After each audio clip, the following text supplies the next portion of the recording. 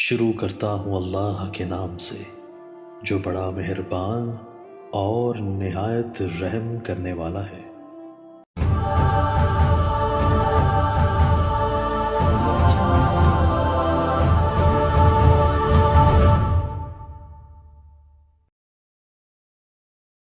کسی آدمی نے خودکشی کی تھی، اس کے لیے ہم عمرہ کر سکتے ہیں، مسلمان ہے، کافر تو نہیں ہو گیا۔ یہ دعا مانگنا جائز ہے کہ میرا نکاح فلاں عورت سے ہو، استخارہ کرو، اگر اللہ کے ہاں خیر ہے تو ہو، اگر شر ہے تو نہ ہو۔ میرا خاوند مذہبی آدمی ہے، 10 سال ہو گئے، میرا خاندان کبھی کبھی جماعت بھی کراتے تھے۔ ایک قرآن میں ہے کہ تمہاری بیوی تمہاری کھیتی ہے، جیسے مرضی ہے جاؤ۔ بہرحال وہ کھیتی کا معنی یہ ہوتا ہے کہ اس میں بیج ڈالو، یہ تو نہیں ہوتا کہ زمین کو چاٹو۔ آپ نے کبھی اپنی کھیتی کو چاٹا ہے، مٹی کھائی ہے؟ اگر کھائی ہے تو یہاں بھی کھایا کرو۔ ریاکاری سے کیسے بچا جائے؟ لاہور بڑا کرو اور اپنے آپ کو نیک کام کر کے چھپایا کرو، کسی کو پتہ ہی نہ لگے تو ریاکاری کیا ہوگی؟ ہر گناہ کی معافی ہو سکتی ہے استغفار سے، توبہ سے۔ جب سچے دل سے توبہ کرو گے تو معافی ہو سکتی ہے۔ اگر حقوق العباد ہیں، لوگوں کے حق ہے تو ادا کرنے پڑیں گے۔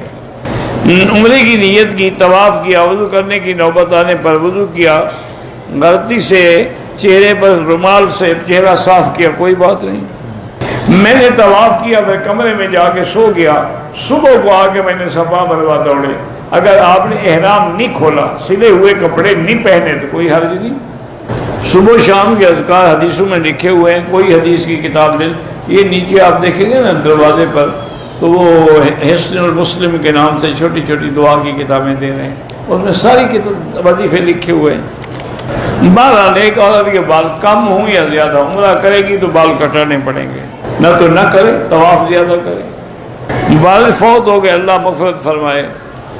بہرحال کعبہ شریف میں لوگ ویڈیو وغیرہ بناتے ہیں، نہیں بنانا چاہیے۔ ایک عورت نے عمرہ کیا، طواف مکمل کیا، صفا مروہ کے صرف 2 چکر لگائے، دم پڑ گئی۔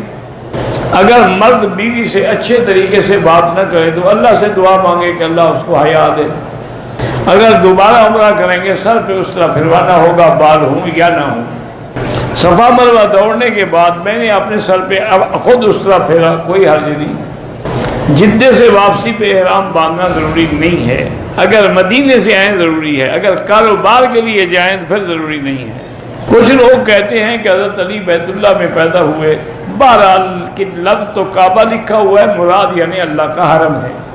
امام مہدی تو آئیں گے، بالکل آئیں گے، یہ نہیں جو شیعہ کہتے ہیں، یہ تو ان کا جھوٹ ہی جھوٹ ہے۔ حریم نام رکھیں جائز ہے۔ اگر مکے میں آنے کے بعد کوئی عورت اپنے محرم کے بغیر مسجد عائشہ سے جا کے احرام باندھے، کوئی بات نہیں، عمرہ ہو جائے گا، لیکن افضل یہی ہے کہ محرم کے ساتھ جائے۔ چمن بانو رے، اللہ سب کو صحت دے۔ طائف زیارت کے لیے گئے، جن نے احرام نہیں باندھا ان پر دم ہے، یا دوبارہ طائف جا کے عمرہ کر لیں تو پھر دم نہیں دینا پڑے گا۔ زکوٰۃ میں ہم نئے کپڑے دے دیں اور پیسے رکھ لیں، کوئی حرج نہیں، مقصد ہے آپ پیسے دیں یا کپڑے دیں، کچھ دیں۔ مسجد نبوی میں ایک نماز 1000، صحیح حدیث میں 50,000 والی حدیث ضعیف ہے۔ ہم اماموں کی پیروی کیوں کرتے ہیں کہ اس کے بغیر گزارا ہی نہیں۔ اب امام کے بغیر نماز کیسے پڑھو گے؟ امام کے بغیر تو حل ہی کوئی نہیں۔ کہتے جی یہاں قرآن پاک جو چھپے ہوئے ہیں صورتوں کے نام میں فرق، ایک صورت کے 10 نام بھی ہوتے ہیں، تمہیں کیا؟ جیسے البینہ، لم یکن الذین، منفقین، مفقی۔ طواف کیا، صفا نہیں دوڑا، دم پڑ گئی۔ بیوی سے جھگڑے میں اگر زبان پہ طلاق کے لفظ آئے، اگر طلاق کے لفظ ادا نہیں کیے تو طلاق نہیں ہوگی، ادا کی تو ہو گئی۔ مجھے بار بار خیال آتا ہے کہ میری بیٹی مر جائے گی، تمہارے خیال سے کیا ہوتا ہے؟ وقت مقرر، اس سے پہلے کوئی نہیں مرتا۔ جو لوگ زندہ ہیں ان کے لیے طواف کر کے دعا کریں۔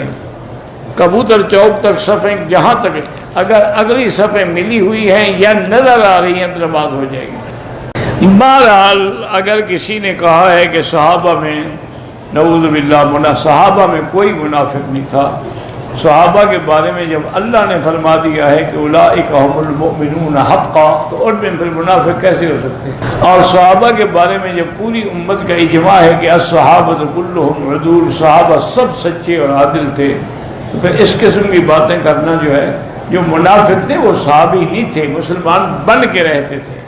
طائف سے احرام نہ باندھے، مسجد عائشہ سے قضا نہیں ہو سکتی، طائف میقات ہے، وہیں سے باندھیں۔ شوہر کی بیوی کے ساتھ بیوی کی بہن رہ سکتی ہے؟ نہیں رہ سکتی ہے۔ ہم 3 آدمی نے عمرہ کیا، صفا کے بعد مکان پہ گئے، ایک دوسرے کے سر پہ اس طرح پھیرا، ٹھیک ہے۔ مدینے سے آ رہے تھے، والدہ کی طبیعت خراب ہو گئی، وہ میقات پر نہ تو احرام باندھ سکی نہ اگر وہ بیمار تھی ان پر کوئی دم نہیں۔ کہتے ہیں جی کہ قرآن و حدیث کی روشنی میں یہ بتائیں کہ مردوں کو عذاب قبر میں ہوتا ہے یا علیین اور سجین میں ہوتا ہے؟ یہ کوئی نیا مسئلہ نہیں ہے، یہ بڑا پرانا مسئلہ ہے جس پہ آج تک اللہ کا شکر ہے کہ مولوی لڑ رہے ہیں، اور لڑتے لڑتے ہی مر جائیں گے انشاءاللہ، کیونکہ سب میں صلح ہو سکتی ہے، مولوی میں نہیں ہو سکتی۔ انا للہ و انا الیہ راجعون۔ میرا بھائی گزارش یہ ہے کہ تم کیسے مانو گے؟ سب سے پہلی بات تو یہ ہے کہ اللہ کا قرآن ہے کہ مرنے کے بعد فرعون اور اس کی جو جماعت تھی ان کو روزانہ عذاب پیش کیا جاتا ہے۔ النار یعرضون علیہا غدوا وعشیا ویوم تقوم الساعۃ ادخلوا آل فرعون اشد العذاب۔ درمیان میں واہ ہے، عطف ہے، عطف اور معطوف علیہ میں معایرت ہوتی ہے، معنی یہ ہے کہ وہ عذاب الگ ہوگا، یہ عذاب الگ ہے۔ اس پہلے عذاب سے مراد قبر کا۔ دوسری ہمارے پاس سب سے بڑی گواہی جو ہے وہ امام الانبیاء کی ہے، جس کو خود اللہ نے شاہد بنا کے بھیجا ہے کہ ارسلناک شاہدا ومبشرا ونذیرا۔ حضور 2 قبروں پہ گزرے فمر بقبرین فقال انہما یعذبان، ان پہ عذاب ہو رہا ہے۔ تو آپ قبر پہ کھڑے تھے یا سجین پہ کھڑے تھے یا علیین میں کھڑے تھے؟ خدا کا خوف کرو، اتنی وضاحت کے باوجود بھی تمہیں اعتماد نہیں آتا۔ حضور نے فرمایا انہما یعذبان، ان 2 قبر والوں کو عذاب ہو رہا ہے، اور آپ نے یہ بھی بتا دیا کہ کیوں ہو رہا ہے۔ آپ نے فرمایا کہ احدہما لا یستتر عن البول، ایک کو بیماری تھی پیشاب کی، ان کے قطروں سے نہیں بچتا تھا، اگر کپڑوں پہ لگ گیا، بدن پہ لگ گیا تو نہیں دھوتا تھا، اس وجہ سے عذاب۔ والآخر انہ یاتی بالنمیمہ، اور دوسرا جو ہے وہ چغل خور تھا۔ تو اب حضور خود فرما رہے ہیں قبر پہ کھڑے ہیں، اور فرما انہما، ان دونوں پر، اس سے بڑی گواہی میرے پاس تو کوئی نہیں۔ پھر حضور پاک نے حکم دیا صحابی کو، وہ سامنے جو کھجور ہے اس کی ایک چھڑی کاٹ کے لے آؤ۔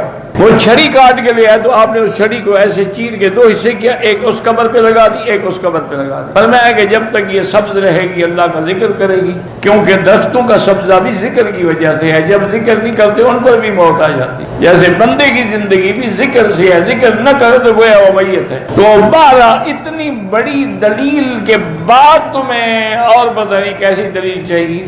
اسی طرح ایک دفعہ حضور کو 7 قبریں تھیں، فرمایا ان کو عذاب ہو رہا ہے، انہوں نے کہا ہاں جی یہ کافروں کی قبریں ہیں۔ اسی طرح صحیح حدیث ہے کہ حضور خود قبر پہ بیٹھے ہیں جنت البقیع اور غرقد میں، اور فرمایا سبحان اللہ۔ صحابہ ڈر گئے، انہوں نے کہا رسول اللہ کیا بات ہے؟ فرمایا کہ میں قبر پہ بیٹھا ہوں، میرے صحابی کو قبر نے پکڑ لیا، زغطۃ القبر آ گیا، اب میں نے اللہ سے دعا کی تو قبر نے چھوڑ دیا۔ تو حضور قبر پہ بیٹھے تھے کہ علیین میں بیٹھے تھے؟ خدا کا خوف کرو۔ ارواح علیین میں ہوتے ہیں مومن کے، کافر کے سجین میں ہوتے، لیکن ان کا قبر سے تعلق جوڑ دیا جاتا ہے۔ جیسے سورج اپنے مقام پہ ہے لیکن لائٹ ہر جگہ آ رہی، اب جیسے موبائل تمہارے ہاتھ میں ہے، جہاں چاہو بات کر سکتے ہو، اس کا تعلق سیٹلائٹ سے ہے، کوئی تار نہیں، کوئی وائر نہیں، کوئی کیبل نہیں۔ تو اگر بندے ایسی چیز بنا سکتے ہیں تو اللہ نہیں کر سکتے؟ خدا کا خوف کرو، بلا وجہ ایسے مسائل میں پڑھ کے اللہ کے نبی کی امت کو گمراہ نہ کرو۔